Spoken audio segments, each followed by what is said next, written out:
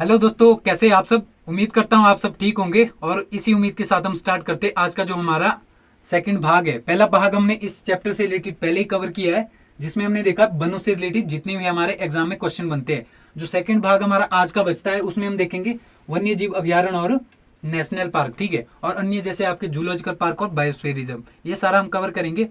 चीज़ों को district wise cover करने से पहले हम क्या करेंगे, थोड़ा सा इसका बैकग्राउंड देखेंगे कि वन्य जीव जो अभ्यारण्य है और नेशनल पार्क है ये बनाए क्यों जाते हैं, ठीक है।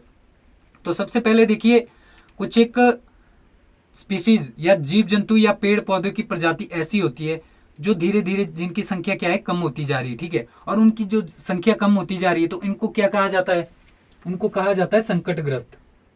ये नाम आपने सुना होगा, संकटग्रस्त, ठीक है। संकटग्रस्त कहा जाता है जिनकी संख्या लगातार कम होती जा रही है, चाहे वो आपका पेड़ पौधे हो, चाहे वो आपका स्पीसीज जो जीव जंतु हो, ठीक है।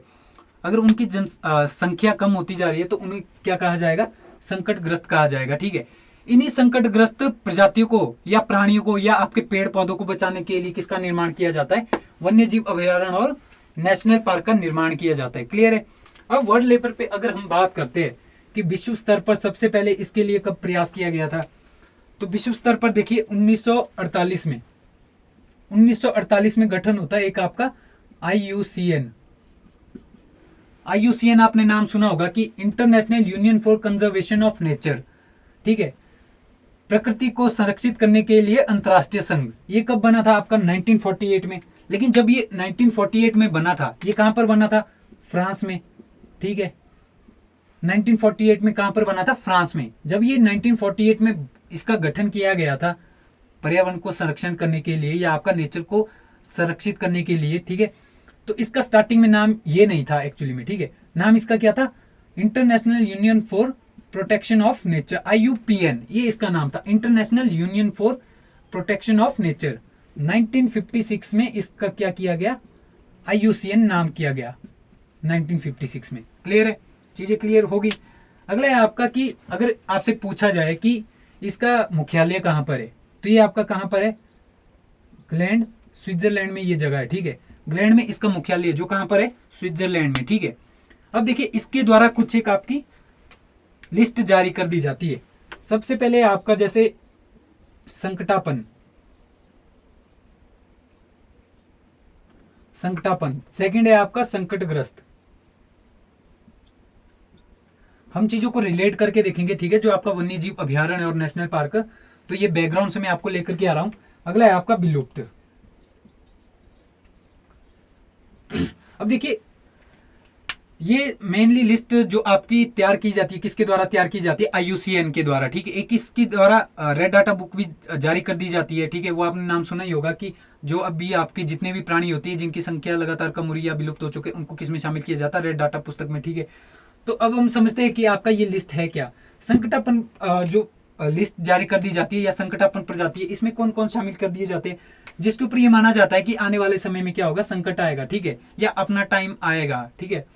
अगला क्या है, संकटग्रस्त। इनका क्या है, अब इनका टाइम आ गया है, मतलब कि इनके ऊपर अभी खतरा मंडरा रहा है, इनकी संख्या क्या है, कम होती जा रही है। इसका क्या है, इनकी आने वाले समय में माना जाता है कि संख्या कम होगी। क्लियर है, समझ आ रही है चीजें। संख्या मानी जाती है कि कम हो रही है, संकटापन में उनको रखा जाता है कि आने वाले समय में इनका टाइम आ सकता है, कभी कुछ भी हो सकता है, ठीक है। अगला है आपका संकटग्रस्त। इसमें माना जाता है कि इसमें उसी स्पीसीज को शामिल किया जाएगा जिसका टाइम आ गया है, तो उसको हमारे को संरक्षित करना है, ठीक है। और जो विलुप्त है उसका तो कोई लेना देना ही नहीं है, जब विलुप्त हो गया तो अब कैसे बचाएं, जब है ही नहीं तो बचाएंगे कहां से। क्लियर है। तो देखिए अब हम इसको तो बचा नहीं सकते हैं, विलुप्त जो हो गया उसको तो कुछ कर ही नहीं सकते है ना, वो तो हो गया, खत्म हो गया, निपटारा हो गया उसका, है ना। अगला है आपका जैसे संकटापन। अब इसके ऊपर आने वाले समय में संकट आ सकता है लेकिन आया तो नहीं है, संकट आ सकता है लेकिन आया तो नहीं है। तो हमारे को सबसे ज्यादा जरूरी किस चीज को बचाने की है, जिसके ऊपर संकट आ गया है, जिसका समय आ गया है, ठीक है। तो इसको बचाने के लिए, संकटग्रस्त प्रजातियों को बचाने के लिए किस चीज का निर्माण कर दिया जाता है, वाइल्ड लाइफ सेंचुरीज, ठीक है, और आपका नेशनल पार्क। चीजें समझ आ रही है मैं कैसे आपको बताने का प्रयास कर रहा हूं। हर एक चीज को हम थोड़ा सा अच्छे से देखेंगे, ये अपना एक अंदाज है बताने का। हो सकता है आपको अच्छा लगे ना लगे, लेकिन अब क्या करना, अपने अंदर से आ ही जाती है ये चीजें ना। कोशिश तो करता हूं मैं कि बहुत ही आसान भाषा में एक साधारण तरीके से आपको बताऊं। लेकिन क्या करना, आदत है अपनी ऐसी ना। अब देखिए प्रश्न ये आता है कि जो आपके वन्य जीव अभ्यारण्य है और नेशनल पार्क है, इनको किसके द्वारा प्रोटेक्ट किया जाता है या किसके द्वारा मैनेज किया जाता है? तो 1972 में भारत सरकार के द्वारा एक एक्ट लेकर के आए थे, जिसे क्या कहा जाता है?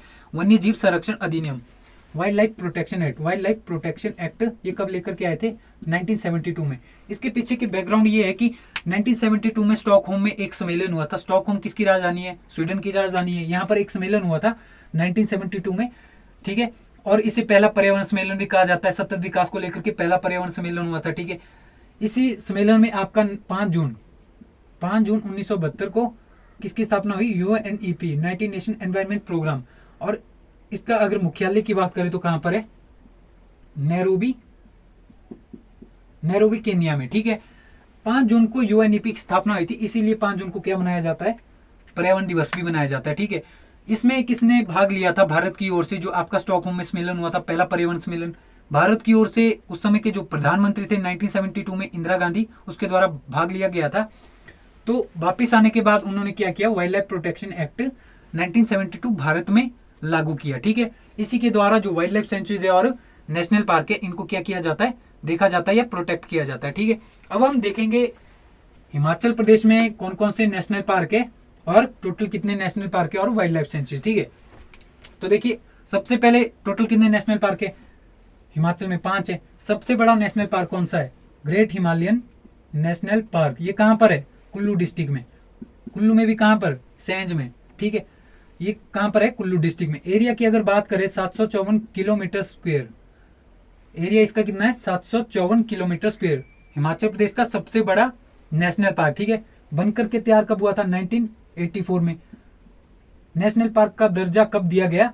1999 में, ठीक है। नेशनल पार्क बनाया गया, ठीक है। और इसे वर्ल्ड हेरिटेज साइट भी घोषित किया गया है, दूसरी वर्ल्ड हेरिटेज साइट। अगर पहली वर्ल्ड हेरिटेज साइट पूछा जाए आपसे कि कौन है, तो है आपका कालका शिमला रेलवे लाइन। वो कब की गई थी घोषित? 2008 में। 2014 में इसे क्या किया गया? वर्ल्ड हेरिटेज साइट भी घोषित किया गया, ठीक है। और जो ये यूनेस्को की मीटिंग हुई थी वर्ल्ड हेरिटेज साइट घोषित करने के लिए, ये कितने नंबर की मीटिंग थी? 38वें सत्र की थी, ठीक है। 38वीं मीटिंग थी, जो कहां पर हुई थी? दोहा में। कतर की राजधानी है दोहा, वहां पर मीटिंग हुई थी। इसी मीटिंग में ये घोषित किया गया कि जो आपका हिमाचल प्रदेश में ग्रेट हिमालयन नेशनल पार्क है, इसे वर्ल्ड हेरिटेज साइट घोषित कर दिया जाएगा, ठीक है। और ये भारत की अगर पूछा जाए कि कौन से नंबर की वर्ल्ड हेरिटेज साइट है? 32वीं। वर्तमान समय में भारत में कितनी वर्ल्ड हेरिटेज साइट है, वो आप मुझे बता देना कितनी है वर्तमान समय में वर्ल्ड हेरिटेज साइट, ठीक है। टोटल 42 है, ठीक है। बाकी आप देख लेना कौन कौन सी है, ठीक है। अब ये सारी चीजें क्लियर होगी। ग्रेट हिमालयन नेशनल पार्क कहाँ पर है? कुल्लू में। एरिया कितना है? 754 किलोमीटर स्क्वायर। कब बना था? 1984 में। नेशनल पार्क कब बनाया गया? 1999 में, जब कारगिल का युद्ध हुआ था, ठीक है। उधर कारगिल का युद्ध चला था और यहाँ पर नेशनल पार्क घोषित कर दिया, ठीक है। और 2014 में इसे क्या किया गया? वर्ल्ड हेरिटेज साइट घोषित कर दिया गया, ठीक है। और कहां पर ये मीटिंग हुई थी यूनेस्को की? कतर दोहा में, ठीक है। सारी चीजें क्लियर हो गई। अब अगला आपका इंद्रकिला नेशनल पार्क। ये भी कहां पर पाया जाता है? कुल्लू डिस्ट्रिक्ट में। और कौन सा है आपका कुल्लू डिस्ट्रिक्ट में? इंद्रकिला और खीरगंगा, ये दोनों कहां पर है? ये भी आपके कुल्लू डिस्ट्रिक्ट में ही आते हैं, ठीक है। ये दोनों बनकर के तैयार कब हुए थे? 2010 में। उसके बाद है आपका सिंबलबाड़ा। ये कहां पर है आपका? ये आता है सिरमौर में आता है, ठीक है। और ये हिमाचल प्रदेश का सबसे छोटा नेशनल पार्क भी है। इसका एरिया कितना है? 27.88 किलोमीटर स्क्वायर, ठीक है। और इसके अन्य नाम से भी जाना जाता है colonel Sherjung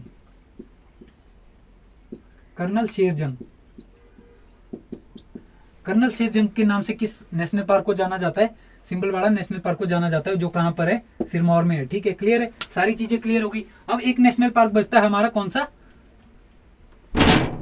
pin valley national park.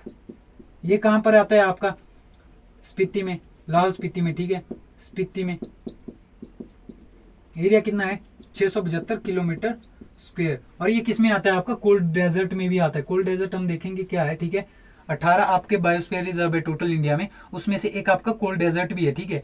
और उस कोल्ड डेजर्ट में आपका कौन कौन सा आपका वन्यजीव अभ्यारण्य आता है? किब्बर, जो आपकी वाइल्ड लाइफ सेंचुरी है।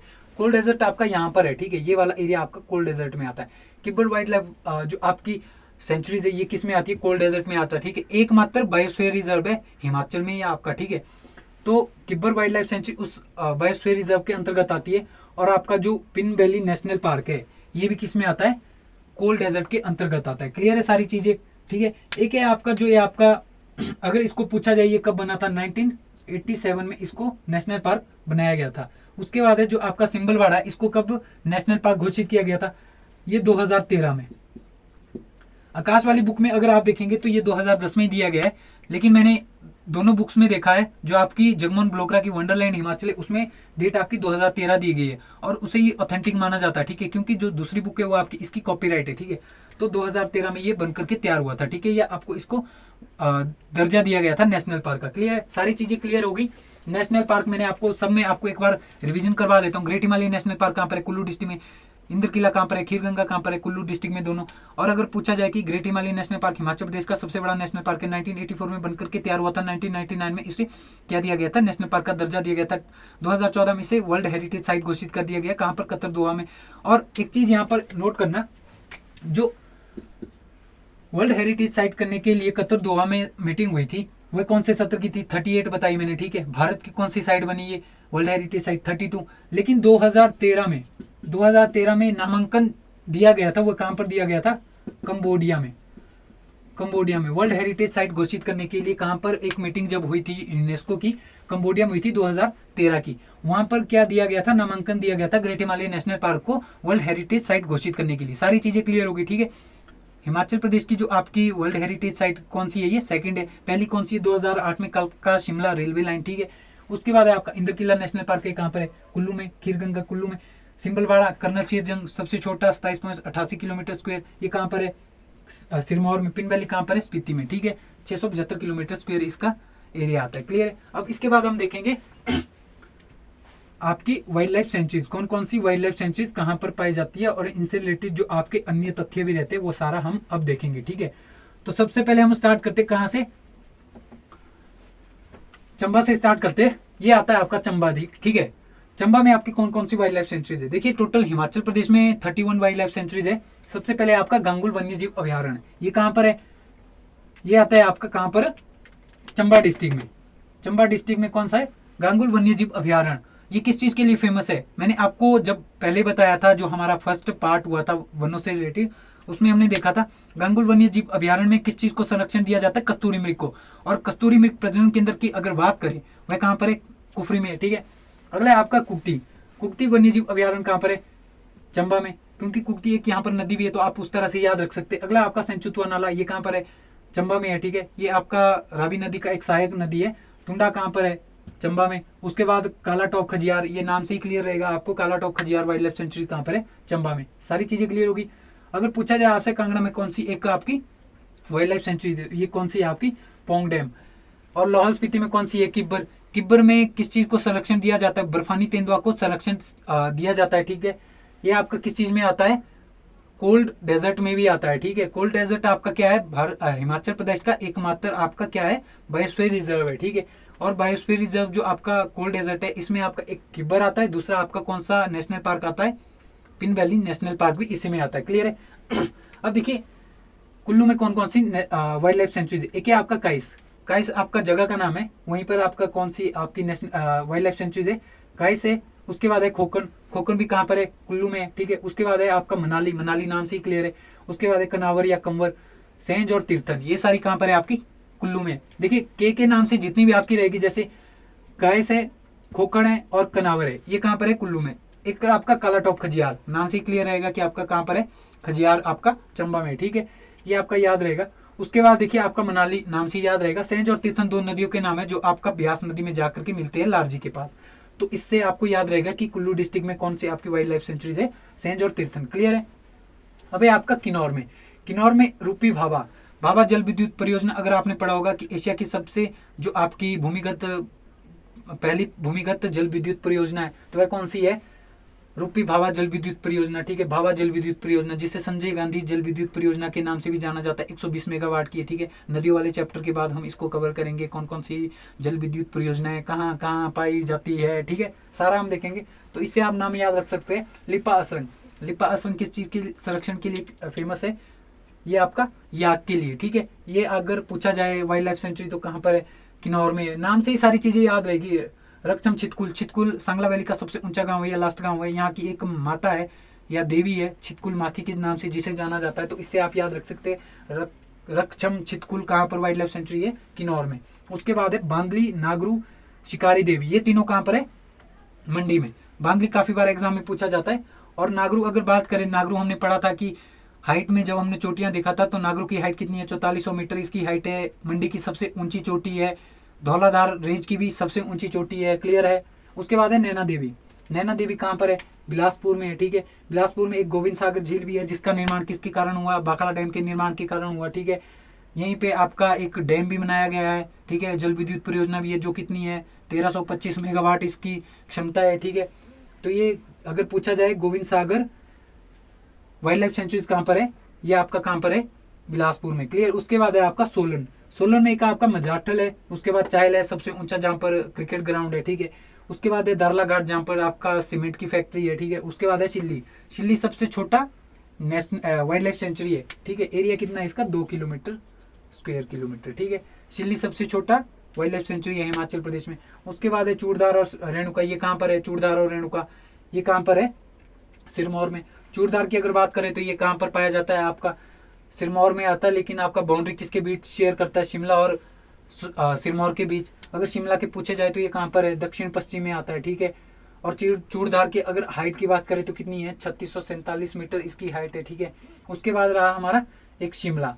शिमला में कौन सी है, दरांगटी है। दरांगटी वाइल्ड लाइफ सेंचुरी कहाँ पर है, शिमला में है। तालड़ा कहाँ है या तालरा कहाँ है, ताला लगाना कहाँ लगाना, ताला, तो वो कहाँ पर है, शिमला में, ठीक है। नाम आप ऐसे याद रख सकते हैं जैसे मर्जी, याद रखने से मतलब है, ठीक है। अगला है आपका शिमला वाटर कैचमेंट। इंग्लिश नाम जहाँ पर आएगा तो अंग्रेज कहाँ पर है, अंग्रेजों ने सबसे ज्यादा राज कहाँ किया था, शिमला में, ठीक है। शिमला में ये आपकी बहुत सारी क्रांतियां भी हुई थी, ठीक है। बहुत सारे विद्रोह भी हुए थे, तो अंग्रेजों के कारण ही हुए थे। तो अंग्रेजी नाम आपके कहाँ पर आएंगे, शिमला में आएंगे, ठीक है। अब हम देखेंगे कुछ एक जूलॉजिकल पार्क कि कौन कौन से जूलॉजिकल पार्क कहाँ पर है, ठीक है। जूलॉजिकल पार्क में आपको जितने भी आपके जंतु वगैरह होते हैं उनको रखा जाता है। तो जूलॉजिकल पार्क कहाँ पर है, ठीक है, घणाटी में, एक टूटीकंडी में, एक कुफरी में। ये तीनों जगह कहाँ पर आती है, शिमला में आती है। याद करने के लिए कोई टेंशन नहीं है, घणाटी है, ठीक है। ये कहाँ पर आता है, शिमला से 15 किलोमीटर, मेन शिमला से दूर, ठीक है। टूटीकंडी कहाँ है, जहाँ बस स्टैंड है उसी एरिया में टूटीकंडी आता है, ठीक है। उस एरिया को ही टूटीकंडी बोलते हैं, ठीक है। तो ये टूटीकंडी कहाँ पर है, जूलॉजिकल पार्क। कुफरी कहाँ है, 15 किलोमीटर दूर ऊपर की तरफ अगर आप जाएंगे, ठीक है। बर्फ वगैरह वहाँ मिलती है, ठीक है। आपको हॉर्स राइडिंग भी मिलती है करने के लिए, बढ़िया है घूमने फिरने के लिए। तो ये सारे आपके जूलॉजिकल पार्क कहाँ पर है, कहाँ है, ये है सारे के सारे शिमला में, ठीक है। उसके बाद आपके कुछ एक नेचुरल पार्क भी है, जैसे प्राकृतिक पार्क है, तो मॉल नेचुरल पार्क है, बहुत सारे। ये तो पेपर में आते नहीं है ना, आएंगे कभी, ठीक है। क्योंकि नेचुरल पूरा का पूरा हिमाचल प्रदेश क्या है, नेचुरल ही है, ठीक है। बहुत सारे आपके यहाँ पर क्या है, नेचुरल वेजिटेशन, पेड़ पौधे, हर चीज पाई जाती है। थोड़ा बहुत यहाँ पर क्या किया जाता है, 2-3 रास्ते बना दिए जाते हैं, 2-3 आपके पुतले रख दिए जाते हैं और डंगा लगा दिया साइड से, तो क्या बन गया, पार्क बन गया, ठीक है। तो नेचुरल पार्क आपके एग्जाम में नहीं आएंगे, क्योंकि कुल्लू डिस्ट्रिक्ट में इतने सारे पार्क बन चुके हैं कि एग्जाम में नहीं आएगा, ठीक है। तो और भी अन्य पार्क है। जय शंकर।